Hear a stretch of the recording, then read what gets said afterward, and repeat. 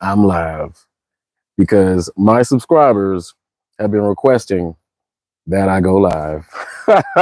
and and the thing is, I be in my own time, I swear. I be like, man, I don't feel like, because I know me, I can talk. I already can talk for about an hour and a half by myself about one topic, and then you let other people talk, and then before you know it, about 4 or 5 hours that went by, and it's just a lot of time. I do value my time, but my subscribers would like to interact, and I would like to interact with them. So that's what I'm gonna do. And I decided I'm gonna do it on a random. I gotta do random. I can't, I can't lock myself into a time because sometimes I don't feel like doing it. That's just be what it is. So I'm gonna sit here for a little bit, see if I can get one person on. I don't know how long this is gonna be. This is just off the cuff, but I'm gonna do this vertical way right now.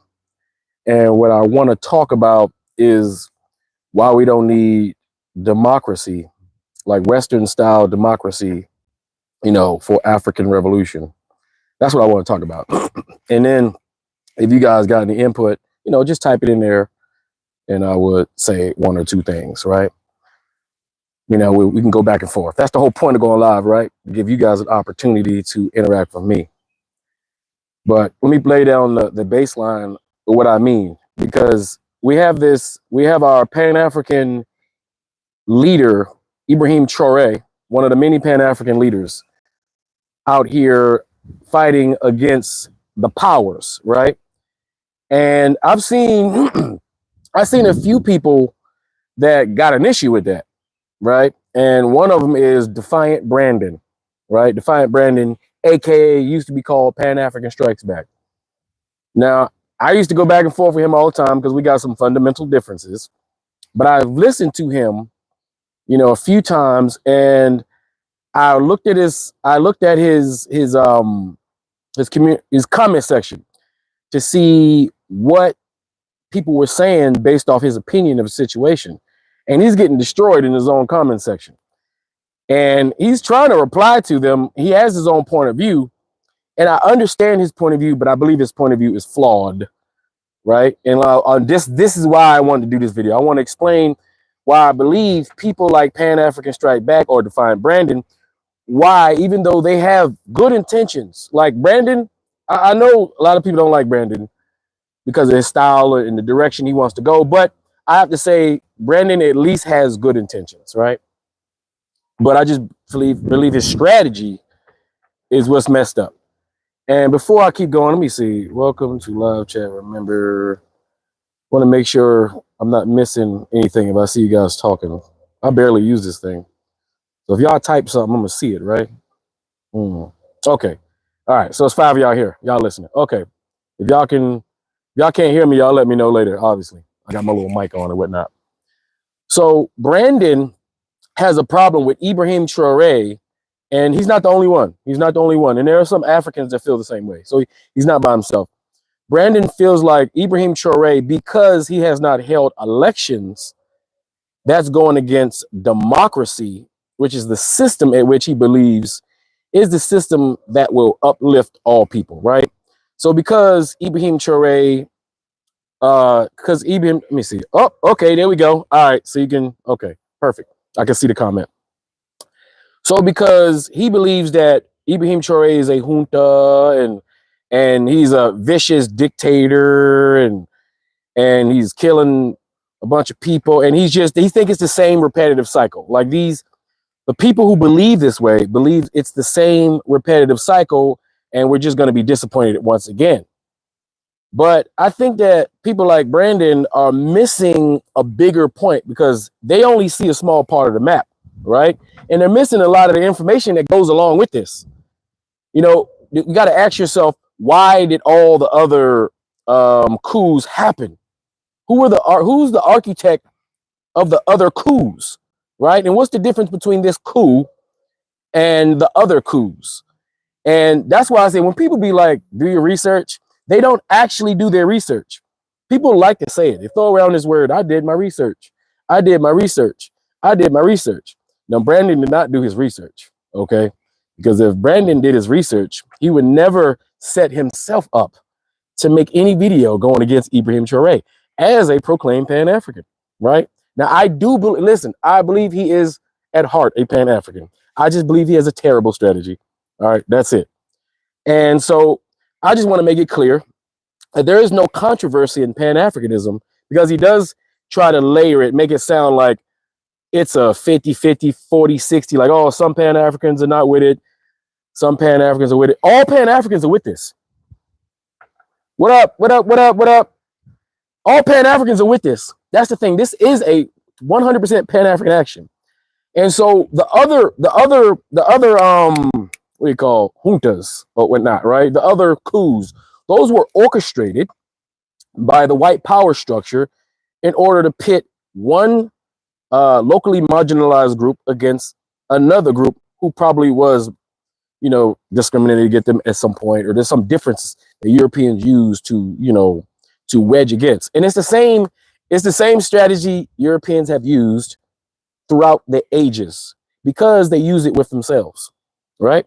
So what they do in, like, for instance, they'll go in, they'll see one, you know, and it's the same thing they did during slavery. They go in, they'll come in smiling, and they bring all their trinkets and stuff that we're not used to. And then we would, as Black people, we always do, or have hospitality. We're nice, you know, we like bring them in because we feel like everybody on earth is family, right? But they're not like us. And that's the part we're figuring out, or at least coming to grips with, right? And what they'll do is they'll see one group that probably maybe they're a smaller nation, right? We need to start, when we think about tribe, we need to think about nations, because they have planted in our head through cartoon propaganda what we believe a tribe is. We believe a tribe is some African guy with his shirt off with some loincloth and a goddamn spear standing there, and there's only like 15 of them, right? And they make it seem like these 15 stagnant these tribes with 15 members, they all stayed in one geographical location, never traveled, never moved, don't know the other tribe over here, and they just scared and fighting each other, right? But in actuality, that's a reflection on how tribalism works in Europe.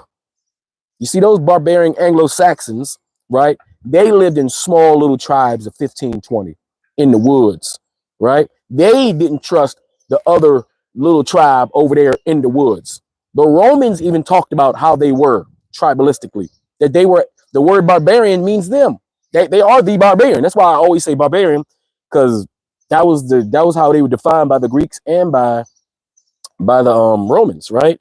They lived in these little tribes. They didn't trust each other, and they fought and killed each other over divided lines that they continued to draw, right? So they assumed that we did the same thing, right? But they used that against us, because even within European society, the nobles would pit one little tribe against another little tribe in order to build armies to fight so they can steal each other's shit, right? So they'll come to Africa and they'll give one small tribe, they'll look for the tribe that's been beat up, right? The nation that's smaller, that's been beat up.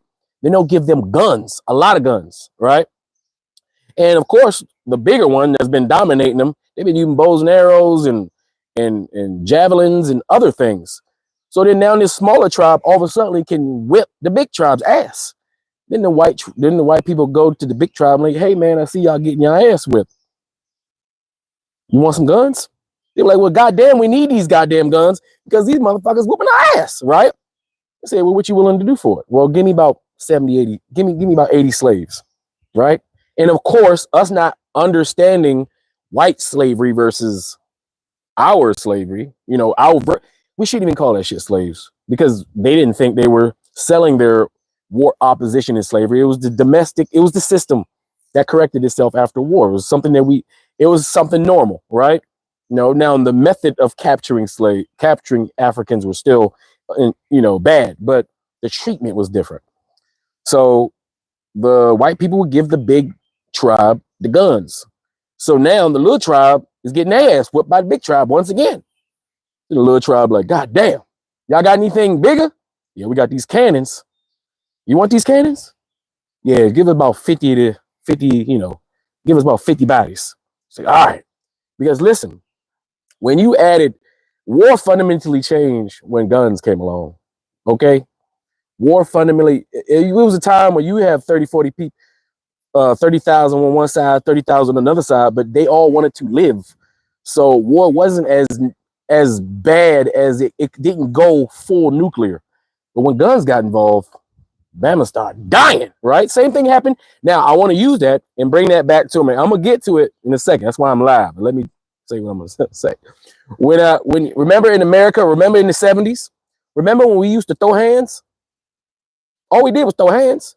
We throw hands. Maybe we had a blade or something. A person get cut. You know, every now and then somebody may die.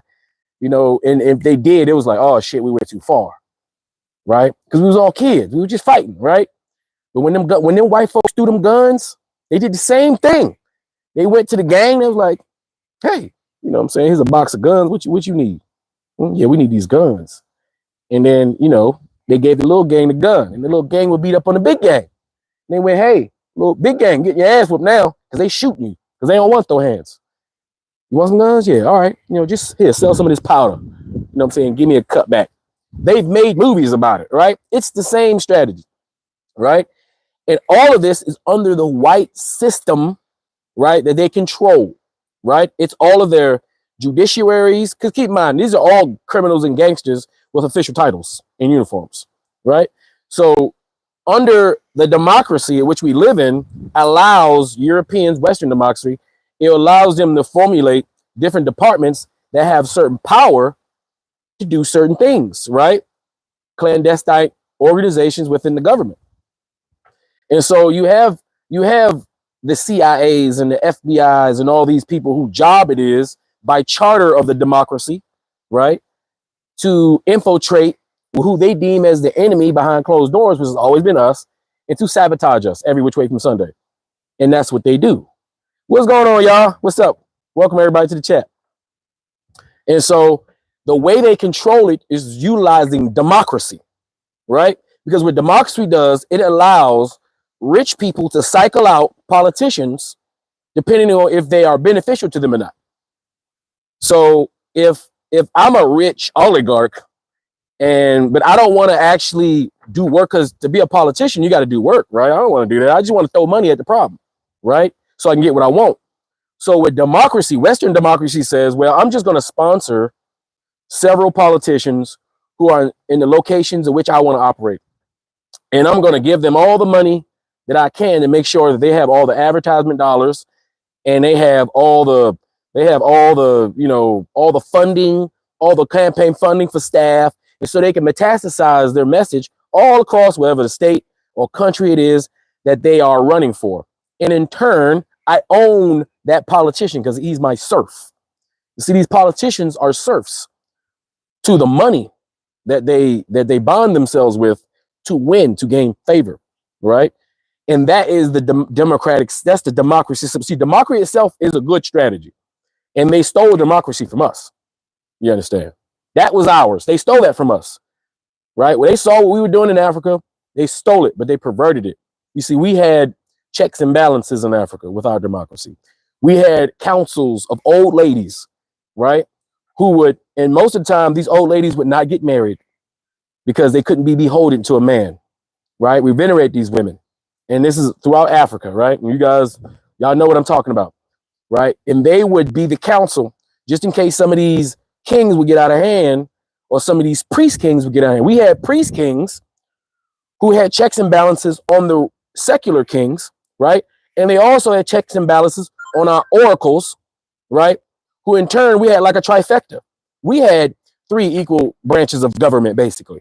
We had that, right? And it worked because we had integrity about it, and we knew there's just certain things we didn't step over. And if we stepped over those bounds, there were severe consequences. Let's see, in this democratic system, these white folks don't have no consequences because they're the ones running the system. So in Africa, they're like, man, let's just take our Western democracy so that anytime we get a revolutionary leader, we'll just make sure that whoever their opposition is, we'll just fund their campaigns. Yeah. So if any black person dare to try to do something for their own people, we're just going to fund the opposition party. We're going to put millions of dollars in the pockets of your opposition. We're going to send crates of cash, right? Legitimately crates of cash, right, to your opposition so they can give insane amount of money to the populace in order to bribe them to be on whoever we're sponsoring to take over the countries.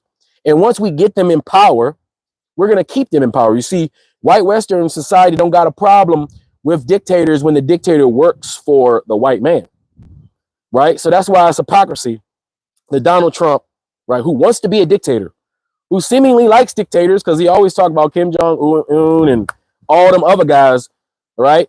But when it comes to the dictating or the governing of Ibrahim Ch and Burkina Faso, all of a sudden, Africa, all the white people in America are like, oh, Africa needs help.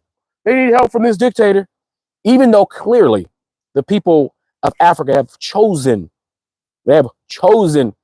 Ibrahim Ch, right? And they conveniently disregard that. You see, they had more choice in picking Ibrahim Ch than we had choice picking Joe Biden, because we picked Bernie Sanders and they said, fuck you, we taking Joe Biden. And that was the downfall. That was when it started. The Bernie or bust became sitting on a couch, became all kinds of shit. Y'all forgot Bernie or bust, didn't y'all? Remember Bernie or bust? No, motherfuckers was mad about that shit. But so Ibrahim Ch, right? A young, and you got to understand, Ibrahim Ch is younger than me, right? So you got to think people my age who have been living under the puppets of whites, of white supremacy, right? Who thought that the people who subjugated them look like them, even though they do look like them, right? They didn't realize that behind that person, it was somebody pulling the strings. And before social media, before we connected ourselves with our Black excellence, as we invented all the things necessary for us to communicate in this way, right? You see, that's why I say we dug ourselves out of this shit. We did. We dug ourselves out of this shit with our own excellence, right? Every which way from Sunday. We did it with the sword, with the gun, and with our intelligence, right? Ibrahim Ch is a man who was trained militarily by the West, because America does do that. America's good and bad at the same time, all right? Good and bad at the same, nothing's black and white. But he also has felt the weight, and he's lived his life under the thumb of the puppet. And a black man is only going to take so much, especially when social media shows that this is not the status quo. Social media shows that the rest of the world is living a different way. Why can't we live a different way? You think that those Africans in Burkina Faso and in Congo and all these different places in Africa knew that these white people who came there and gave them bags of rice and dug 3-4 wells, right, knew that they were the same planes they was bringing the rice in, right, were the same planes they was loading up the gold and the cobalt in, taking it to far off countries, building magnificent devices that they knew nothing about. They didn't know that. They had no idea. They didn't know the effects, the global effects. They didn't know how they were getting taken advantage of. But you see, people my age, I grew up before this cell phone. I grew up before cell phones. You understand? The people of my age, I'm 42, right? The people around my age, I guess what we call us, what are we, millennial? What are we? I'm not a gen nothing. I'm a 1983. What is that, y'all? What is that? Somebody tell me in the comment section. Y'all know what I'm talking about. But our particular generation, millennials, okay. You see, the millennial generation is a special generation because in this timeline, we are strategically located close enough to the puppets in that puppet era, right? To have recognized it, seen it, lived it, but then seen the evolution of it, right? So we seen our grandparents go through things. When we grew up as kids, we seen it. We didn't understand it. We seen it, but we the ones who got those new Nokia cell phones with the goddamn snake game on. Remember that? You couldn't tell us shit, man. Hey, them Nokias, and we talking about 2000, what, 1, 2? No, them Nokias, right? Shit, right? Them little phones. We had the little red, remember the beepers back in the 90s? You couldn't tell us shit. I had me a little red beeper and a pocket full of quarters. Shit. Now I see a payphone, I'm taking a picture of that like a relic. And that's all within my lifetime. So us millennials and millennials globally have witnessed all of this, and we're tired of this shit. And we're not being allowed to pass anything on to our children because these old fuckers, right, are still stealing from us.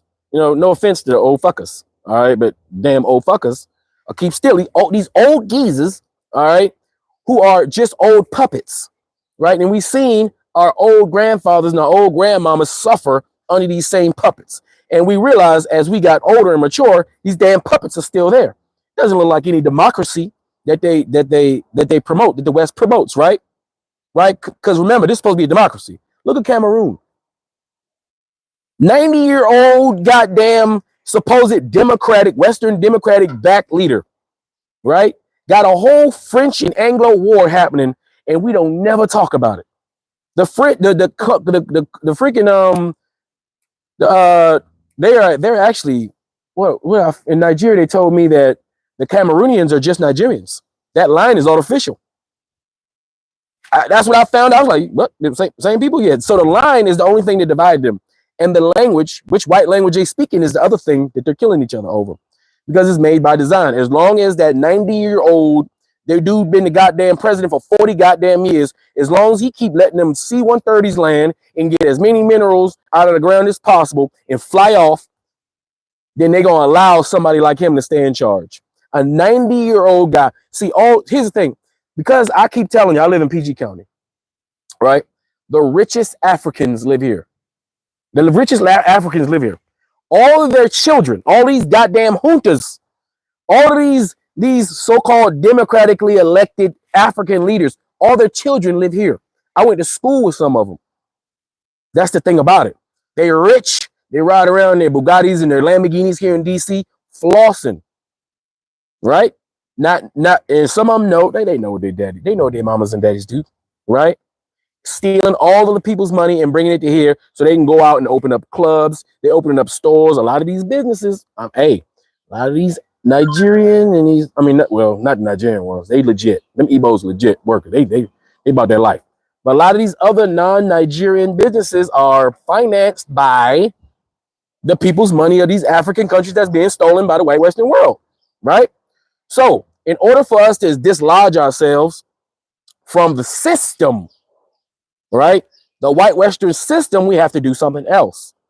We can't allow the white Western world to switch out African leaders when they're trying to make revolutionary moves for their people. 4 years is not enough. 8 years sometimes is not enough. Shit's not enough time. You understand? And they know this, and it's a calculus. That's why they want democracy. So you'll have people like Brandon, right?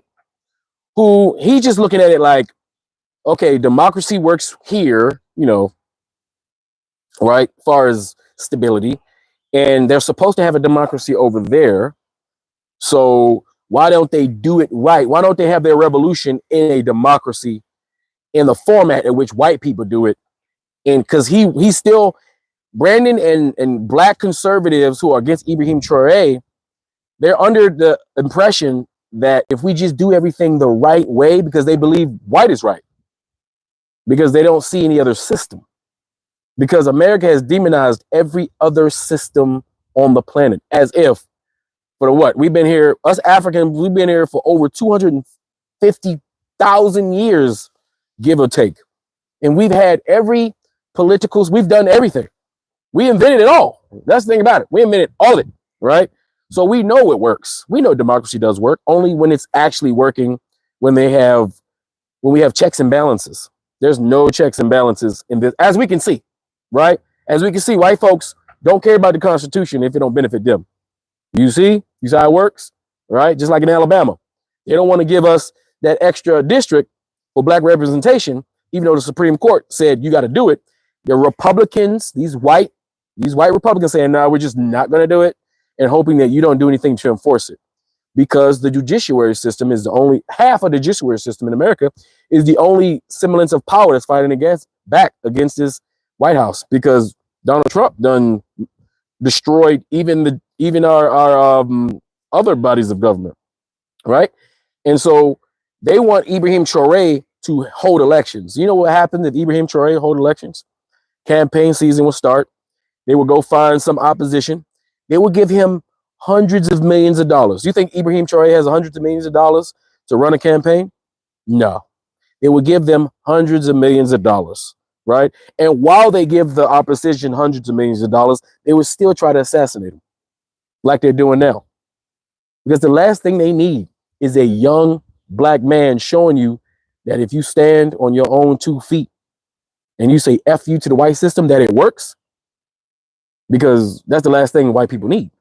Because we know how African people are. They looking. Every one of those, there's so many Ibrahim Chs in waiting, looking to see how this shit works out. They're like, if he do it, I gotta do it. You know, black folks, we can't be showing up. We can't be showing up. You can't go having your revolution and I not have mine. Our arrogance will not allow us, right? Especially when we start seeing the benefits of your revolution. Like you're now, like he paid off his national debt. Like that. No country does that. No country pays off their national debt globally. But he did. An African country that's supposed to be poor because the African man took control of his own resources. And he challenged the white man to do something about it. And guess what? The white man was like, you know what? I can't do nothing about it. They can't, and look, that bombing campaign ain't gonna work. They can't do to us what they did to the Middle East. It's not gonna work. We're actually more capable than they are. And plus, there's too many of us in the places they live. You see, there's too many of us in the places that they live. That would just cause a situation. That would just cause us to call upon the ancestors once again. We'd be on our hate. We'd be on that Haiti energy. We'd be on that Nat Turner energy because we're right there. Everybody knows we're right there. We're on that Nat Turner Haitian energy. We're on that damn Jamaican maroon. We on that energy. That's where we at. We done been patient enough, and they know it. They're not gonna fuck with us like that, but they need to be strategic. It's always been an African to destroy another African, right? So people like Brandon, they're still stuck and they're still married to the white Western system. They still want to use the white man's tools for revolution. They still want to use the structure because that's the only acceptable structure for them, right? They want their cake and eat it too. You can't have that, right? We got to crack some damn eggs. So that means democracy can't just work the way the white man says it's supposed to work. If the people of Burkina Faso told Ibrahim Ch, who tried to step down, by the way, he tried to. But if the people of Burkina Faso, if they say that's their leader, then the people have spoken. And not only have the people of Burkina Faso have spoken, but the rest of the Black African world has also spoken. And we have given our blessing. We have given our approval. We have given our support. Therefore, we don't give a shit about what any white person says because they're hypocrites. And we know they're hypocrites. We don't care, right? We don't care. And that's the kind of energy Pan-Africans are supposed to be on. Not giving a fuck. You can't step into white man's arena, follow the white man's laws, and expect to win against the white man. We got to make the white man step into our arena and follow our laws. And let's see if he can win then. That's what we need to do. And come to find out, once we create our own arena and we create our own rules, the white man can't win. I mean, that's the truth. They've been bluffing this whole time. They've never been all that strong. Ain't even that many of them. They do have a lot of bombs. That is true. They have a lot of bombs. They got a lot of high-end death machines. But I mean, African people are catching up too. And here's the thing. Here's the funny part. Look, check this out. White people don't got no loyalty. There's no real loyalty there. They only loyal to money, right? So what you think Raytheon gonna do? What you think Boeing gonna do? What you think Northrop Grumman gonna do once African countries start to solidify their natural resources, and now, and since they create their own sovereign banks, and they start having all that liquid cash, what you think they're gonna do? You think they're not gonna go over there and be like, look, we got this new F-35 such and such. We got all this shit. We got all this shit. They're gonna be like, yo, I got those missiles. I got them drones. You know what I'm saying? They're gonna be slinging it because it's about the money at the end of the day. They're gonna go where the money is. All these high-end weapons manufacturers, yeah, they're married to America now, only because America got money. They're married to France now, only because France got money. They're married to those countries now because they have money. But what happens when they ain't got no money because they can't steal it from Africa no more? What happens? Exactly. They're going to go where the money is because they don't want to go out of business. So soon enough, Africans are going to have the latest and greatest in technology. White folks already fucked up and gave us the latest and greatest in military tactics. Thank you, America. That's one thing America does. I know that for a fact, And we do it for strategic reasons. America's position before Trump was they were recognizing the past issues and they were trying to change their position on it. They were trying to be more friendly towards Africa. Low key. They were trying to be friendly. They were trying to change the business atmosphere. They were trying to change because they see American tacticians and think tanks know Africa's the future. That West African corridor from Nigeria all the way up to Morocco will be the richest corridor on the planet. The same way from Atlanta all the way up to New York, the East Coast, that corridor from Atlanta all the way up to New York is the richest corridor on the planet. And it's no coincidence that richest corridor on the planet just happened to be where all the slave ports were, where all the Africans went and worked and slaved and toiled for free, where all the African geniuses come and they give all their knowledge and excellence to white companies and corporations. Where all the black people live is not a coincidence that the corridor from Atlanta to New York is the richest place in the world with some of the best infrastructure. And all we got to do, is go take a straight line from that corridor. You just take that whole strip, right? Strip that whole from Atlanta to New York, take that strip like a noodle and go ahead and slap that strip on West Africa from Cameroon. Yeah, we're going to throw Cameroon from Cameroon all the way up to Morocco. It's no coincidence, guys. It's not a coincidence. And that soon will be listen, when I say center of the world, center. And Africa has a new their strategy. See, you got Project 2025. White people got their strategy, right? Because they know Africans in the African Union have a strategy. Even though the African Union, the AES, they're kind of going like this right now because the African Union is full of the old guard and the AES is full of the young guard. It's the youngins versus the old heads, right? And at some point, the youngins and the old heads going to have to hash shit out, right? They're going to have to hash this shit out. The old heads represented by Nigerian Tinubu, right? Even though Nigerian Tinubu, goddamn, yo, Nigeria, listen, if Nigeria had an Ibrahim Ch, oh my God, right? Listen, if Nigeria had an Ibrahim Ch, if we had an Igbo, listen, I'm sorry, y'all. We need an Igbo Nigerian president, an Igbo woman Nigerian president. You give me an Igbo woman. If there was an Igbo Nigerian president, listen, within 10 years, Nigeria would be it'll be richer than anything America ever was. America will look like absolutely nothing. Every African American will all of a sudden become Nigerian the same way all the white folks be Irish in March. But the thing is, most African Americans are Nigerian anyway, right? And that should explain all the black excellence on both sides of the pond, right? Should explain it all, right? It should. But we have to do what we have to do as far as, hey, if we got to have a person that's going to dictate our liberation, then let it happen.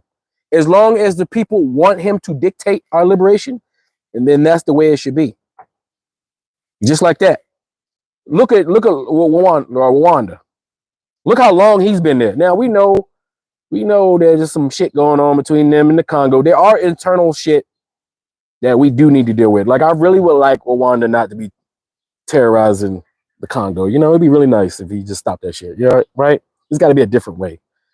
But I see, from his perspective, he's just taking a hard route. He's cracking a whole bunch of eggs to make an omelet. We don't quite like that strategy, but I mean, shit. Hey, it's just what it is, right? We don't like it, but I see the direction he's going. And look at his country. Look how clean it is. He's even taking advantage of white Western white Western need for resources. He's getting his piece of the pie somehow, right? Even though like we still don't like his strategy. I mean, but damn, we're all kind of like this on that one. That's why I'm kind of quiet on it, right? I'm like, can we do this without destabilizing the Congo? Because that's where the Congo done had it worse than everybody. And we are African Americans. We are by way of Congo. We are, right? And this is what I want. Let me explain this to African Americans who are listening now that I got a few of y'all on here. When you do your DNA and it says mainly Nigeria, and then it says Mali, and then it says, you see, I know a lot of y'all, we all pretty much got the same thing. You know, we disregard our European. We've been defeating that shit out of ourselves. We disregard the European portion, right? But the African portion, when you see how it spreads out, I want you to understand if you did all the Nigerians' DNA, it would be exactly the same thing. Because even though you have different DNA from different African countries, you came from Nigeria. Nigerians, all right? Nigerians are a combination. I don't know how many times I got to say this. Nigerians are a combination of all Africans. Nigerians are a combination of every tribe, every African tribe you ever heard of in Nigeria. Every nation, the Yoruba, the Igbo, first of all, there's like 1,000 goddamn tribes in Nigeria, and they don't never get enough love, you know, to be honest. The big ones are the Yoruba and the Igbo and the Hausa and the Fulani, but there are more, right? And we represent all of that. We really need to put some respect on the rest of those tribe names. They need to be highlighted and stuff like that. That's why I think anime and cartoons and media representation comes into play. That way we can teach our people in an entertaining way, right? Kind of like Naruto. We need our own African Naruto. That way we can explain all these tribes and their gods and their history and their warfare and clothing and food and culture. That'd be really cool. Like our own Naruto chip and do an African version, right? But Nigerians, Nigeria, that area was a multicultural, Africa, multicultural metropolitan area for the continent. Every tribe is a subsidiary tribe of an East African, Central African, North African, and Southern African tribe. Every one of them. Every one of them. Every single Nigerian group of people in Nigeria, they look so different. Like, that's why y'all need to go to Nigeria. First of all, that's home. Second of all, you guys will blend in immediately.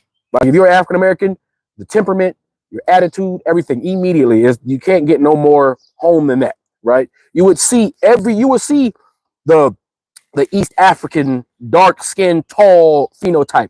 You'll see that Nilotic phenotype. You'll see that South African, Central African phenotype.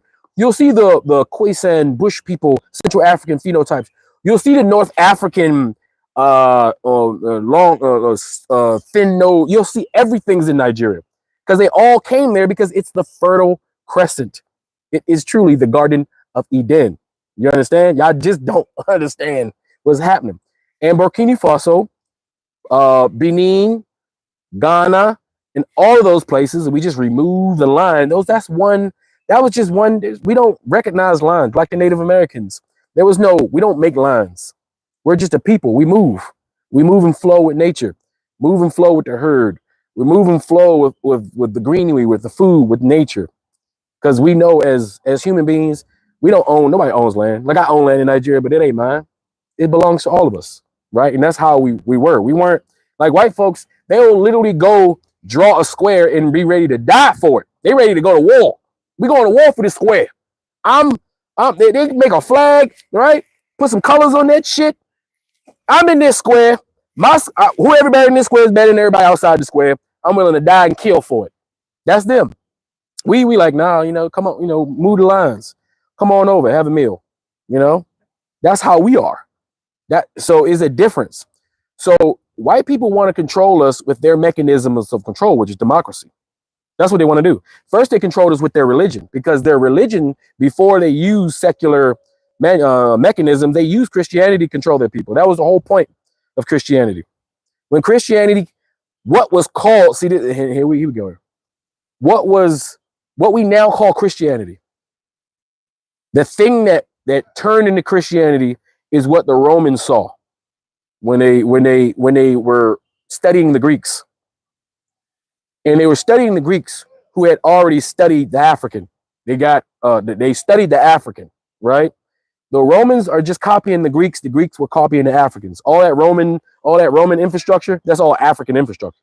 You go to Africa, you see all that shit. They got that from us, right? But you let white people tell it. Greece and Rome is the height of their civilization. But even the Greeks and the Romans weren't considered white. They weren't white. They didn't see themselves as white or European. They saw themselves distinctly different from those barbarian Anglo-Saxons who they hated. They were the white walkers. The Romans literally had a wall, right? That went across the Roman Empire, that separated Rome and the Mediterranean and Roman Empire from those Anglo-Saxon barbarians and the Brits, the precursors to the Brits. The wall was there to stop those savage, naked, blue-faced barbarian warriors from coming across to the enlightened European side. I mean, Mediterranean Roman side. They did not see themselves as them. And that's why in Games of Thrones, you see that white wall. That is a analogy to the way the Romans saw white people, right?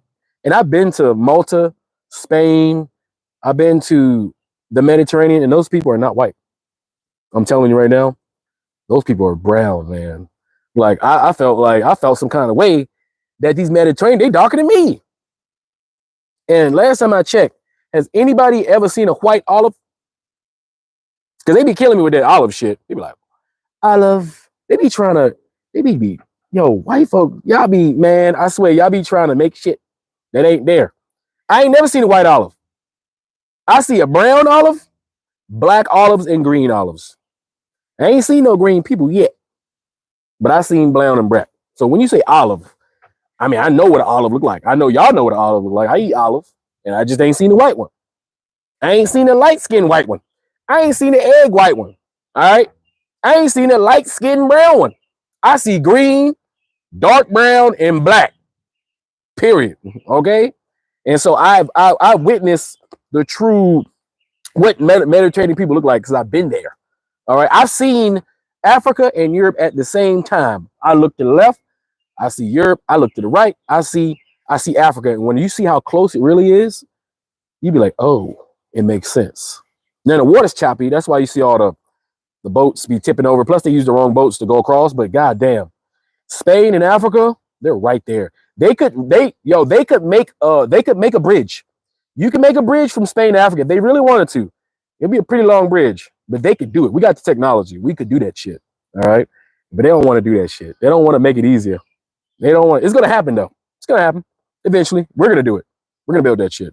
But they don't want that shit to happen. But, you know, back to the topic at hand, Ibrahim Ch, right, is in line with most of our great leaders. He's decided that he's going to take matters in his own hands. And I can tell he's a reluctant leader. He's very humble. If you watch him, how he walks, the man walks amongst his people. Can Donald Trump walk amongst his people right now? Could Donald Trump go to if Donald Trump went to the reddest state in America, could he get out of his car and only have 5 security? Let's say he just have 5. No, now I give him 20 security, just walking. You think he could do that without somebody doing something to him? Do you think if Donald Trump walked down the street, that people want to praise him, hug him, sing and dance for him? Absolutely not. You know how dangerous it is to walk amongst your people, because that will that right there shows you that he is willing to put his life, you know, with his ideology. He's willing to walk amongst his people while fighting for his people. Period. That's what he's willing to do, right? And many of our African American brothers have the same energy. We got the same. We recognize that energy because we've been over here doing the same shit, right? Sometimes you gotta say, fuck this damn Western democracy. They ain't doing shit but getting in our way. We gotta get back to our African democracy. We gotta get back to African conservatism. You see a lot of these black conservatives, they say they're conservative, and then they say, well, African people are conservative. African people are conservative, that's why I'm conservative. Well, there's a difference. African people want to conserve African culture, African ways of life.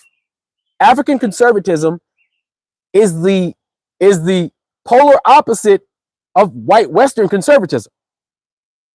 White Western conservatism wants to conserve white power, white lives, white institutions, right? That's what they want to do. So American conservatism, that's what they conserve, right? But then you got some black folks that's confused. They're like, yeah, I am conservative.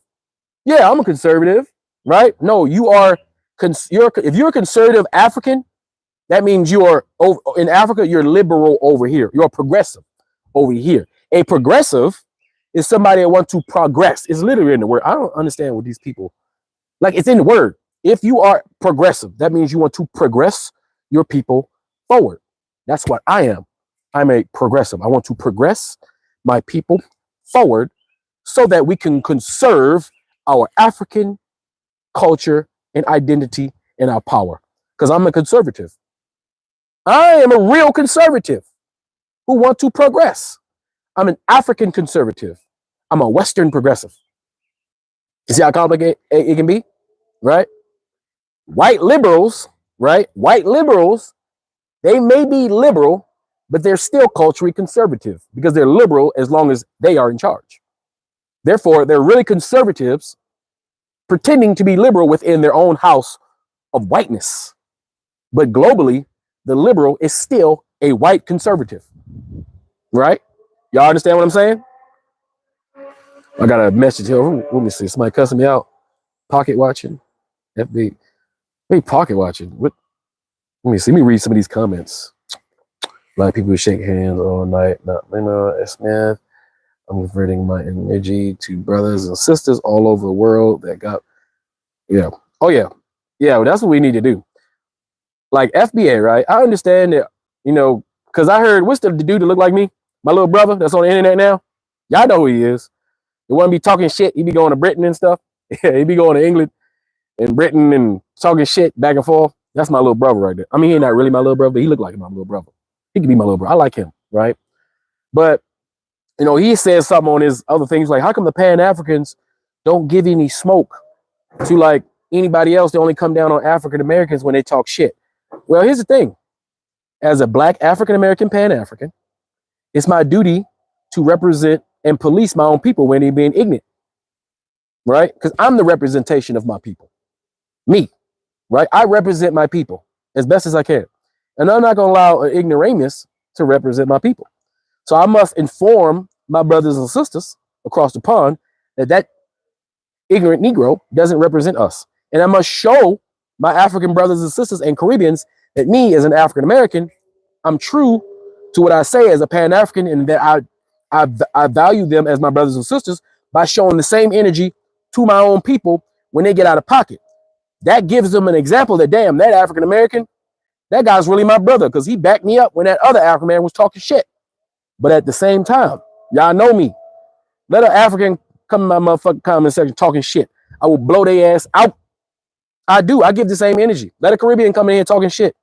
I will blow their ass out because I only separate us from, you got the Pan-Africans, which are global black Africans who want to unify. And you got the ignorants who want to continue to fight because somebody made fun of them in middle school and elementary school and they just ain't got over it yet. Like, seriously. They ain't got over their high school traumas. And now they're adults complaining that somebody called them an African booty scratcher. More African Americans were called African booty scratchers than any African. Akaga, motherfuckers didn't even hear about that shit. We was looking for a word to be offended. And this tether word is the most stupidest thing ever. Like, I'll be like, are you trying to hurt my feelings? You should probably try again. Because you call me like, what am I? I'm tethered to Africa? Yeah. Call me a tether. Yeah. I'm tethered to my people. Yeah, you're right. I ain't got no problem. How is that a thing of shame? Especially when most of these FBA dudes, and by FBA, I mean the ones that are Tariq Nasheed fans, because I found out there are people who are FBA who don't know Tariq Nasheed, which I don't understand why they call themselves another name. African American is just fine. We should drop the American and just be like African. But we only say American for a qualifier. That's just our geopolitical location indicator, okay? Africa is what we are. America is where we at, right? But, they want to continue the immature fight with other immature Africans about name calling. But that white man been calling you names and spitting in your face and shitting in your cereal for 400 years, and you ain't got no smoke for him. You know, but it's easy to fight your brother and sister. That's how you know, even though they ignorant, is all outdoors, you can still, they still see you as their brother and sister. They only get offended by you. Only another African triggers their emotions. Somehow, an African triggers their emotions and they get all flustered. They know they ass African, they just been ignorant. They just been ignorant. That's it. But we black people need to detach ourselves from this white Western system and thinking that's the only way to govern. We can govern ourselves. We have kings, right? King don't gotta be in charge fully, but we have our own monarchs. We got tribunals. We got shit we can do, and it worked. You know what? It didn't work when white folks was doing it, because all them dudes was related. All them kings was cousins, and they was killing each other. That's what they did, and so because they feel like it's not gonna work, right? In this system that they've created by stealing our systems working for them, you got people who still want to be. They want to be American too. They want to be patriotic Americans and Pan-Africans at the same time. Listen, if you want USA to thrive, then the USA gonna have to burn. Who understands what I just said? Nobody understands. If you want the USA to thrive, then you're gonna need the USA to burn. If you want the United States of Africa to happen, United States of America got to burn, and it's gonna burn. Because I much rather have my USA dream, my Africa dream, than this American dream that's been nothing but a nightmare for most people. And seeing how African American culture ain't nothing but African culture anyway, we just need to take our ball and go home. It's nice over there anyway. We ain't got to deal with no winters and shit. I don't like winters. Lips be cracking up and shit. Ain't enough goddamn Vaseline in the world to stop my lips from cracking in this goddamn winter. I ain't built for this shit. Vitamin D deficient because we don't get enough sun. We not even in our proper environment. The hell, it's supposed to be hot 24/7. That's what's supposed to be, goddamn it. Shit. So we need to go home and we need to support anybody that's uplifting their people. I don't care where you at. You African and you taking any action to uplift black people, I support it. Period. I don't care how you doing it. As long as at the end of the day it's benefiting a black person, that's okay with me. Right? I see the Caribbean stepping up big. Hey, you Caribbeans, I know y'all don't get enough talk, play in the daggone comment section, but the Caribbean countries are connecting themselves economically and socially with Africa in a way that will reverberate in the future. Like, while America's bullshitting because of Trump, because America wasn't bullshitting before Trump came along. They was trying. Them white Americans was trying to play real nice with Africa, but Trump done fucked it up, right? But the Caribbean, that's going to be the West's gateway to Africa. Like just recently, Trinidad, y'all know, Trinidad and Nigeria just made a deal just like this month. They got direct flights going back and forth from Trinidad to Lagos.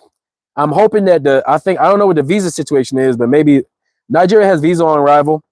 Trinidad, you don't need a visa. So it's probably visa free. Oh my God. Do you understand Carnival? Nigeria and Carnival? Oh my God. What? Oh, listen. The trifecta, Nigeria, Trinidad, African Americans, because African Americans are low key deep in Nigeria.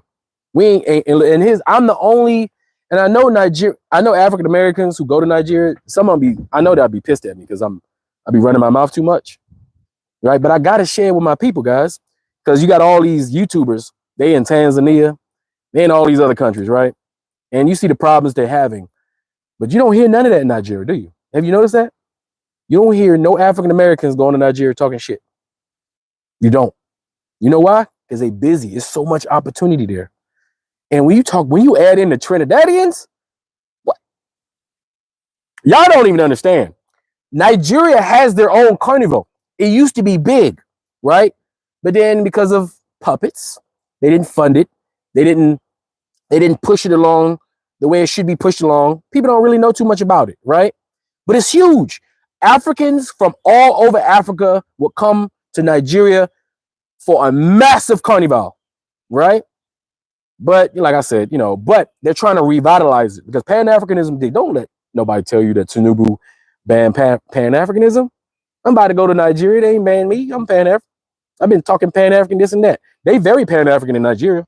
Then you get to the airport. They may ask you for a couple dollars, but they Pan-African though. I'm telling you. All right, listen. They are Pan-African. Nigerians are Pan-African as shit. The whole country is Pan-African as shit. I'm telling you. That tribalism, I don't even see, honestly, the only tribalism I see in Nigeria is come election time. Because that's when the political Yorubas and Igbos and Hausas fight for political control. That is the problem. But that's the problem in most politics, right? Like in Trinidad, where everybody is cool until election comes, and then you got the Indians versus the blacks. In America, everything is cool, and now you got the whites versus the blacks and the Latinos. So politicians always use race, ethnicity to divide the people in order to benefit one or two people who want to gain power, right? But all of that is usually just like hyped up artificial shit. It's nothing like on a day-to-day thing, right? Muslims and Christians get along just fine in Nigeria. It's not even a thing to blink about in Nigeria. But in the north, which if you guys haven't been paying attention, the north of Nigeria is connected to Mali, Niger, and Bikini. That's the area. Mali, Burkina Faso, Niger, Northern Africa, right? So those Fulanis that the white Western world are trying to say Ibrahim Ch is killing the Fulanis, those are the same Fulanis in Nigeria. Those are the same ones. Those are the same Fulanis that's in Mali. Yes, it is the Fulanis. Fulanis are a problem in Nigeria. No, Fulanis as a tribe are a problem. I don't want to be, I'm not trying to be tribalist, I'm being real. Fulanis are a problem. And they are a problem mainly for other Fulanis and Hausas. All right, because there are plenty of Fulani, which I love Fulani chicken. All right, that's the closest thing to American fried chicken you can get in Nigeria. Fulani chicken, that shit bomb, right? But the Fulanis, because of the nature of them being nomadic peoples, right? And because the Chad Lake dried up, and because of white Western interference in the north, pushing all those other tribes down in the drying of the desert, they have moved into territory that all of a sudden is now mired with lines and restrictions. Like I said, white people drew them lines Africans fighting over. Before, it wouldn't have been a thing. So now you got Fulanis with their cows, right? And they got to feed their cows. And then you got the farmers who trying to grow their crops. And there you got a conflict there, right? All because the goddamn puppet governments don't put forth a solution that will benefit both groups. In Nigeria, Fulanis are considered outsiders, even though they're considered not Nigerian at all. Like, they are criminal, illegal aliens as far as Nigerian is concerned. Hausas, which shouldn't be confused as Fulani, kind of have taken on, sometimes they may look like a Fulani. The Hausas, the great states of the Hausa states, right? They are the ones that the white Western worlds went to destabilize, to bribe, and to keep the North destabilized. And there's a whole bunch of the Hausas. And when it comes to politics, the Hausas vote tribally, all right? They vote tribally. Or they may vote for a Yoruba for some reason. I don't know. The Yoruba and the Hausas kind of get along because they, and then everybody discriminates against the Igbo. Everybody discriminates. Igbo and most African Americans are Igbo. We're Yoruba and Igbo, but mostly Igbo, right? If you look at the Igbo in Nigeria, you'll see an African American who knows how to speak their own language. That's about it, right? And the Igbos have been discriminated against so bad.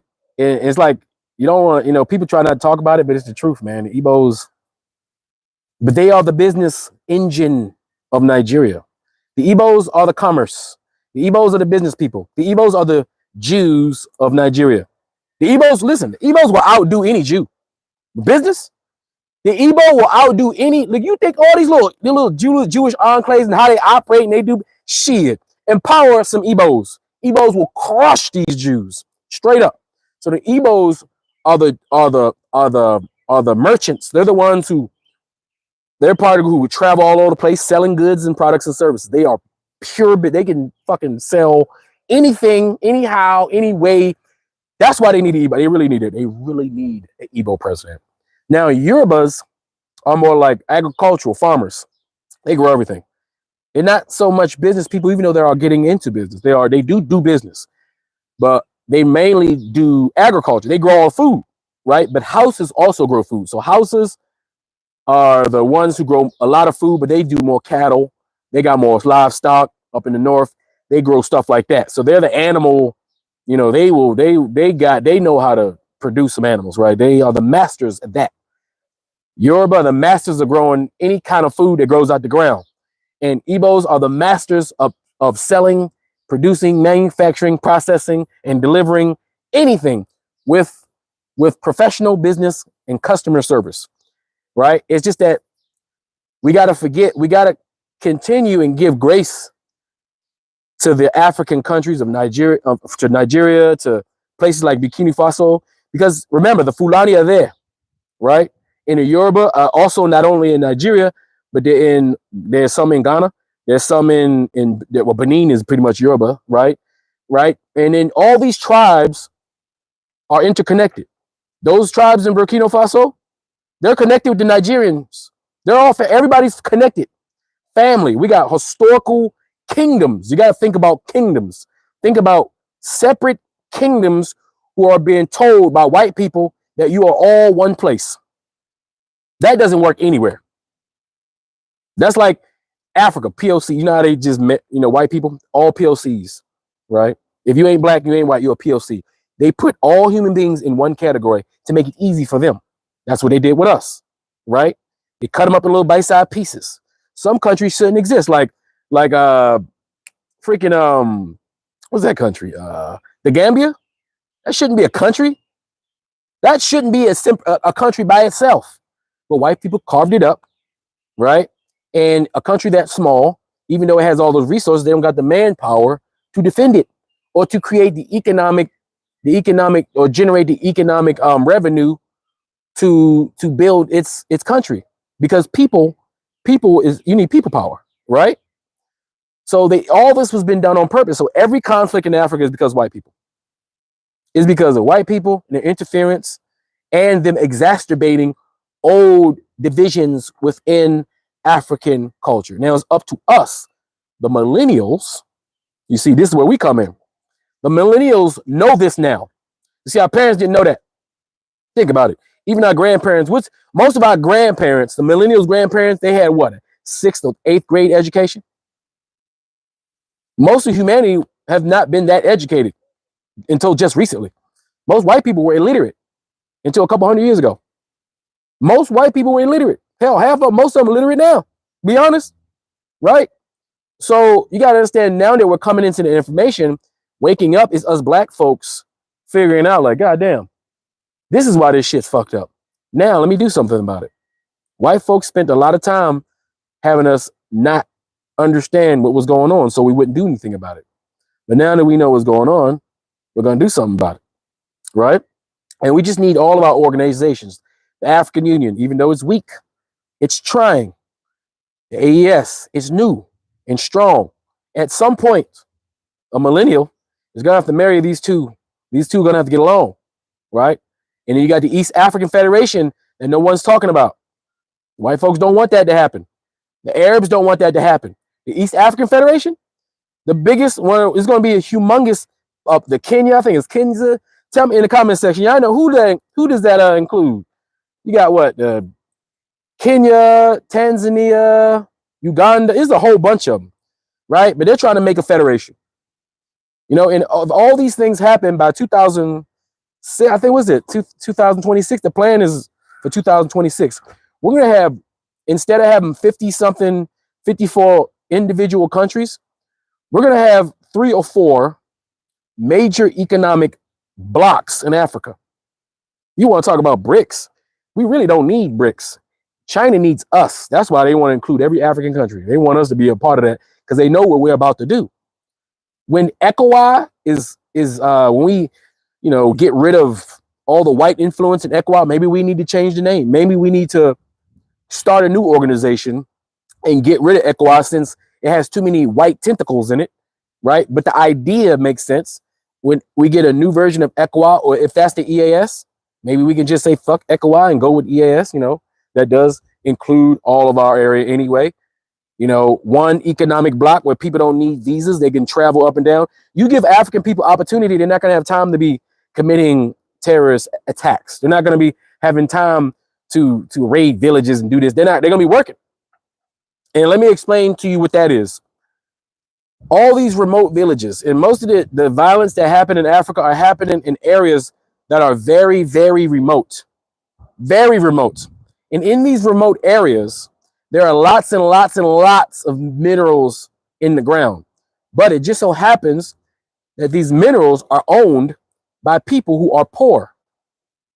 And these people who are poor rather live on their land, grow mango trees, grow cassava, build their houses, and enjoy the fruitfulness of the land rather than digging it up to get some materials out of it. They rather live on the land.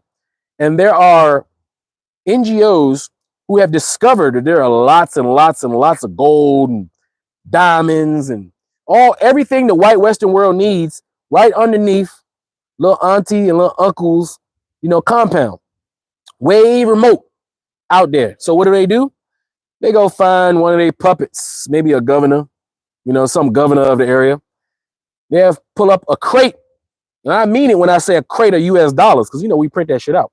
A crate of US dollars. And they would deliver that shit to his house and say, you know what?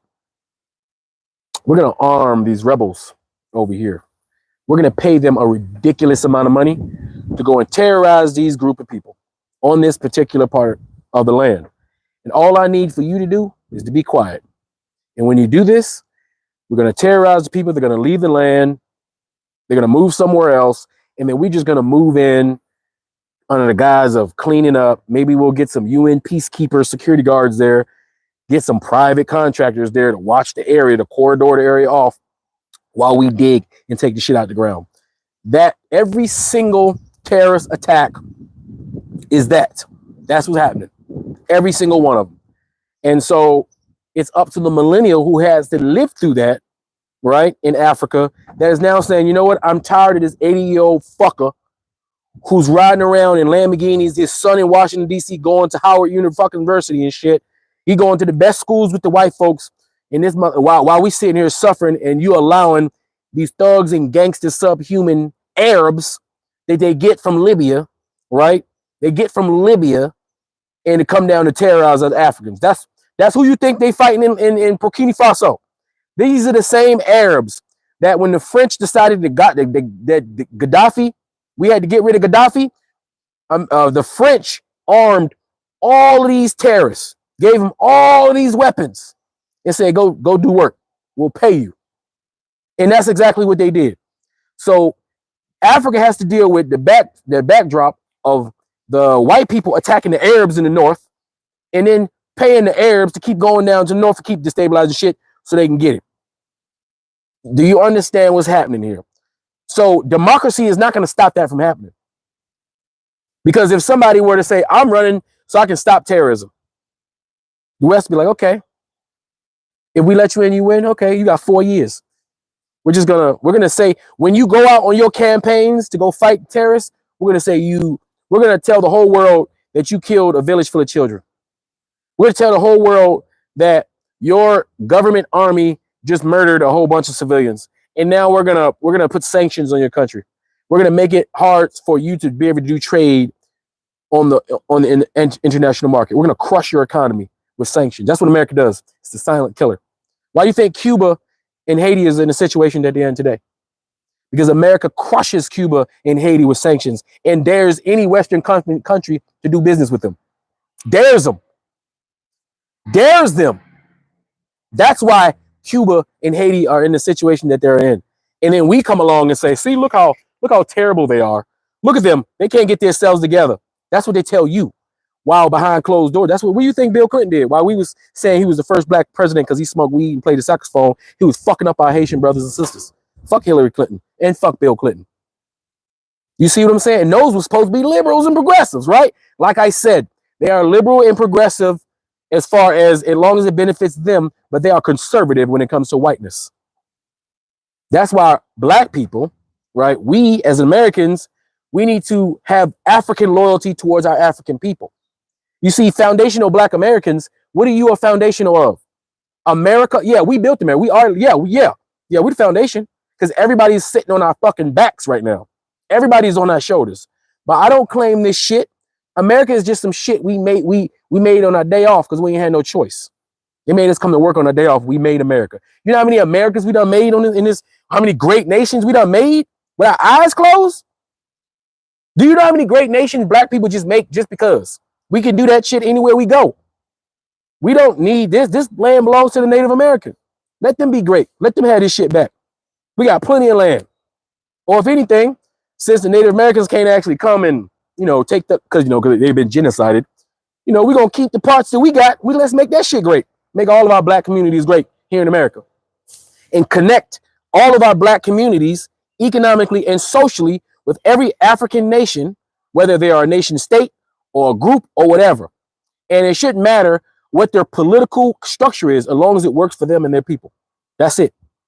If we're in America, we using democracy, this Western styles democracy, until we control all aspects of this political arena, then we have to go with the flow and play in the arena that they built. Well, that we built, but they financed. But actually, we financed it. Yeah. So yeah, we're gonna play in this arena, right? With the rules that are set for us until we are in position to change those rules. What we need is to take over America. We need more African people over here. We don't need a group of Africans shunning our African brothers and sisters. Do you see white people saying, no, we don't want no more white people? No, they're trying to stack the board. They trying to stack the board and they ain't even got no chips. We got all the chips. We should be stacking the board everywhere we go.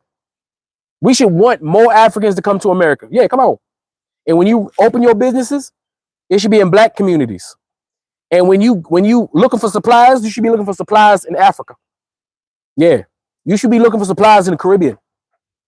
You should be coordinating trifecta, Trinidad, Jamaica, right? The Caribbean, Africa, America. That's the trifecta right there. We got the Trinity already, right? We just need to take over every place. I'm talking about we need to take over everything. We need to be all the police officers. We need to be all the firefighters. We need to be all the council members. We need to be all the governors, all the mayors, all the senators. That's the goal. Take over everything. Yeah, they white institutions. And yes, sometimes you got to play ball to get up in there, but we need to be tactful and get up in there, right? And we as people who don't participate in the political process, we need to also support our politicians as long as their policies are conducive to us, like Jasmine Crockett. You better put some respect on that black woman name. Like our senators, like our black women senators in Maryland. Like all of our black local state politicians who are fighting that good fight but barely get any recognition because black folks like to be contrarians and be like, oh, we just like to hate anybody that's in the system. Not understanding that there is a game that needs to be played and you need to understand how to play it. As long as we up in there, we need to be up in there. Because if we got one of ours, we can coerce them to do what it is that we want. And here's another thing. If we have businesses, this is how it works. If we have businesses in Africa that grow, if African Americans go to Africa and build a Fortune 500 company, right? If enough African second generation, third generation Africans go back to Africa and build their corporations instead of giving all their geniuses to all these white corporations so they can build all this amazing shit that we get to enjoy. Go there and build it for ourselves on our own land with our own resources. Maybe a little harder because of logistics, but it'll be worth it, right? If we did that, guess what we can do? When there's a black politician in Maryland and they want to give the Maryland residents who just so happens to be mostly black something that we want, and they need campaign financing, guess what they can do? Guess where they can go? That African American or that African business can finance that politician. So that means our black politician don't got to go to white or Jewish corporations to get funding to run against other people that got funding from other corporations. We can go to our own people and get funding from our corporations. That's the kind of time we need to be on. This war has been fought on multiple different battlefields. The political battlefield. Black people, we need to make politics cool. We need to get up in there and fight. We like to fight. We like to talk shit. We need to do that shit, right? We need to get up in the military, get up in that shit, learn all that shit, learn all that shit, right? Take over some of that shit, change policy, get up in all the police forces. And don't just get in the police force, get in the police unions. That's where the change needs to happen. The police unions, those policies and rules and regulations are what protect police officers when they go kill black people. We need to get up in the police union, control and change the CBAs of those unions, right? We need to create corporations that can compete with these white corporations. That's what we need to do. If little ass Taiwan can do it, little ass Japan can do it, and they don't got near nowhere close to the resources that we got, why the hell can't we do it? Right? The only difference between us and them is they chose to just do it. Japan, they had a nuclear bomb dropped on their head. That made them do it. Yeah, it took a nuclear bomb to make them do it. Please, it shouldn't take a nuclear bomb to make us do it, right? We already had our 400 years of a nuclear bomb. We had that already, right? So we should be ready to do it. You know what I mean? So all I'm saying, guys, we got to do it the African way, not the Western democracy way. Ibrahim Ch is doing it the African way. He ain't the only one. All of us. If you got to suspend elections, fuck them elections. They weren't worth shit anyway. Who was running? Huh? Who was going to run? We don't got time to be muddying up the waters while we in revolution. When you're at war, you don't change your political. You don't change. Do you see them calling for elections for Ukraine? Huh? That's a man at war for his people. Do you see him calling elections? You know why? Because you don't disturb the centers of control when at war. African people are at war. We don't need elections. We're at war. We can have elections after we win the war. You get me? Sorry, I think I ran my goddamn mouth long enough. This is my live. Y'all like this live? Y'all like me doing this? Let me hear in the comment section. I will do the kind where, y'all can come and jibber jabber too, but I like to talk directly to my subscribers. I'm putting my foot in the water and it's kind of cold. All right. So I'll do this more often. I promise. All right. That's a light promise. Cause I don't be, don't, hey, I'm gonna do it, but I'll do it. I'll get into it. I'll get into it. But y'all, hey, look, but this is my time. Y'all gonna, you see that? I made $8. All right. I'm with that. Hey, let's not joke around now. All right. If I'm gonna sit on here and run my mouth for this long, y'all gonna have to hook a brother up because I be making my little videos. All right. And I be getting paid. I ain't gonna lie. I can talk for 5 minutes and get paid. Y'all want me to talk 2-3 hours. All right. For free. Kiss my ass. All right. But nah, y'all, all jokes aside, I do enjoy this. And as I get better, I will interact with you a lot more. I'm glad that you guys get to talk because that is one thing that I got to take in consideration that, the community I've created get to talk to each other when I'm talking live. They get to interact with each other and commune while I'm doing this, which is, good, because not everybody chats in the comment section because it's not like a live conversation. But me going live, because I could have did this in a video. I literally came out here and I was going to make my video about the topic. And I could have been talking this long in my video and I would have uploaded it. It'd have been like a hour and something long. No, it probably would have been more like a 20-30 minute video, maybe 45 minutes. But, by doing it this way, you guys get to talk and interact with me. And I think you guys enjoy that. And it's time for me to step my little game up. We all can step our game up. So that's what I'm doing. Anyway, if you guys enjoyed this, make sure you tell me in the comment section in the playback. Thank you for the super chat. Thank you very much. Thank you in the sticker. All right. And I will be back. All right. Don't quote me on when. All right. Unless if something pop off, I'll be back. All right. Something crazy pop off, I'll be back. But I'm going to go make some regular videos y'all can watch later. All right. That's what I'm going to do. And I know my homegirl who I was chit-chatting who convinced me to do this. Right. She said, look, I be at work, but I listen to the playback. I'm like, all right, I guess you're making a good point. Because I listen to my subscribers. You know, you guys, listen, I'm just a dude on the internet, like the rest of y'all. I'm not better than y'all. I'm not more important. I just talk. I just step out there like that. I've always been like that. Right. But in no way do I ever see myself above anybody. Right. We all one. We're all brothers and sisters. We're all equal. We all have the same equal ability to do anything. Right. And we all have the equal ability to speak truth to power.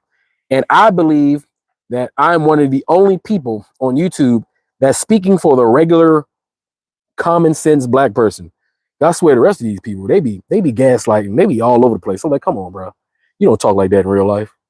If I was in front of you, you wouldn't talk like that. And there's no damn way you talk like that to regular folks outside. No way. Right? Stop bullshitting. All right. Keep it real. Keep it 100. Right? anyway, that's it. All right. That's all I got to say for now, guys. This is Afro Think Tank. Learn something, teach something. I am out.